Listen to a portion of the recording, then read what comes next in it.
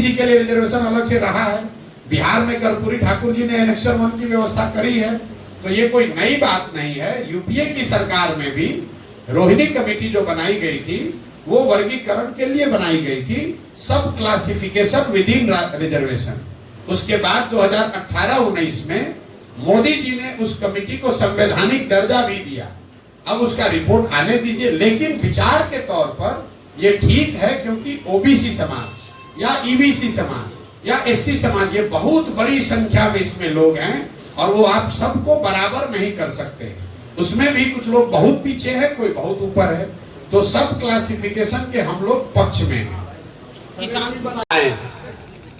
हमारा कोई दल नहीं, हम 2 बरस से बिहार के गांव-गांव में पैदल चल रहे।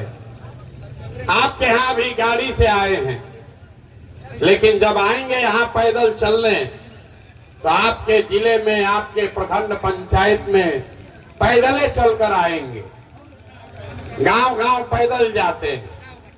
लोग पूछता है भाई पैदल काहे चल रहे? जो सभा गाड़ी से हो सकता है वो पैदल काहे चल रहे?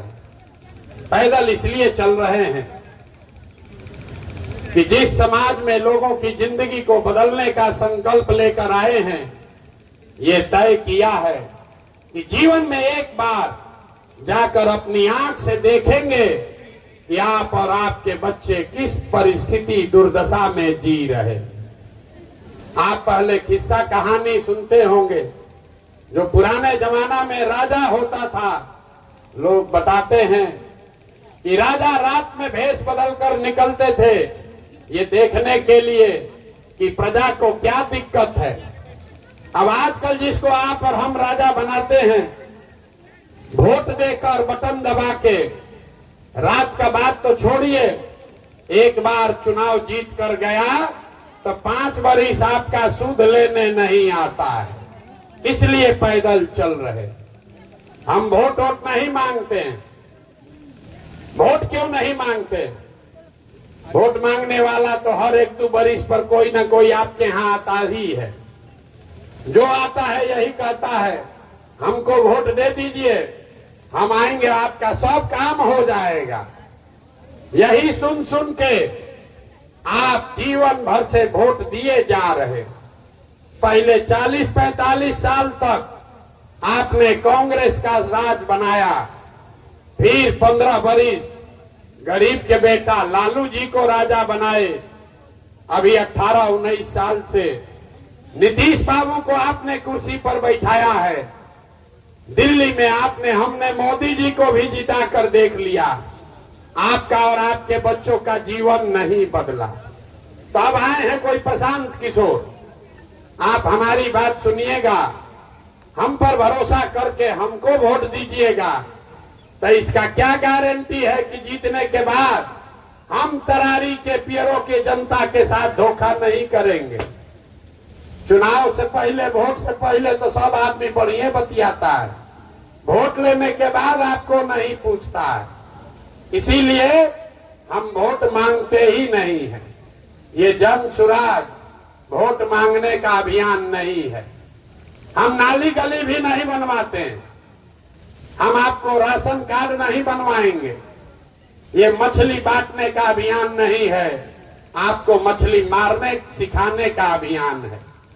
अभी 20 मिनट में ये जो जमीन का बखेड़ा शुरू किया है इस सरकार ने, ये बोतल से जिन्न निकाला जा रहा है, जिसको सरकार को भी नहीं पता है कि वापस बोतल में डालेंगे कैसे।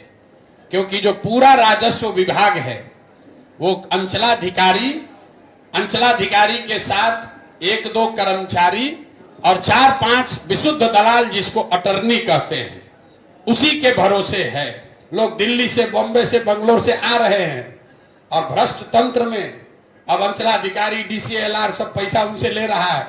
भाई का जमीन बहन पर, बहन का जमीन भाई पर। यहाँ बेटियों को लीगली आपने जमीन कभी दिया ही नहीं है, बेटियों ने मांगा भी नहीं है। अब वो 30 साल, 40 साल, 50 साल जमीन का भाव 5 रुपया से बढ़ के हो गया 5 करोड़।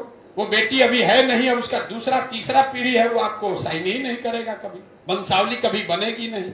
क्योंकि राजस्व की जो यहाँ व्यवस्था है जितने भी कर्मचारी हैं, जो विभाग है, उसमें कोई रजिस्टर 2 जो नीचे है उसका ऊपर कोई रिकॉर्ड, सेकंड रिकॉर्ड है ही नहीं।